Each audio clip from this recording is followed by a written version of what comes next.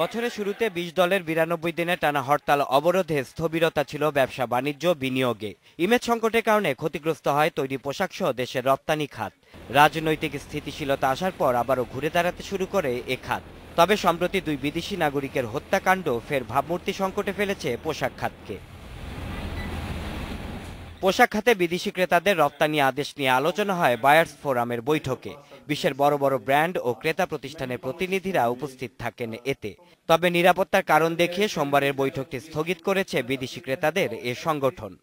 এখন কিন্তু আমাদের অর্ডার দেওয়ার সময় অনেকগুলো কাস্টমার আসছে না। আজকে পত্রিকায় দেখলাম অনেকগুলো ডেনমার্ক, আমেরিকা, ব্রিটেন, ইটালিয়া এবং অনেকগুলো কারণে আমাদের সেখানে আসছে না। তো এটা আমাদের সেক্টরের জন্য আমার মনে হয় আবার একটা নেগেটিভ একটা ইমেজ সৃষ্টি করবে। তবে বিশ্লেষকরা বলছেন এখনো আতঙ্কিত হবার মতো কিছু হয়নি। বিষয়টি পর্যবেক্ষণ করছেন বিদেশি ক্রেতারা।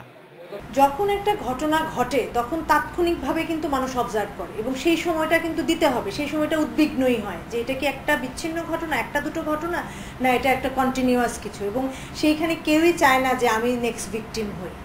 সেই কারণেই কিন্তু আমার মনে হয় যে এটা একটা সতর্কতার সাথে তারা অবজার্ভ করছে। আগামী মাসের বৈঠকটি ঠিক সময়ে করতে নিরাপত্তার বিষয়ে ক্রেতাদের আশ্বস্ত করা হচ্ছে বলে জানিয়েছে BGMEA. Shaon Hasnat, independent news, Dhaka.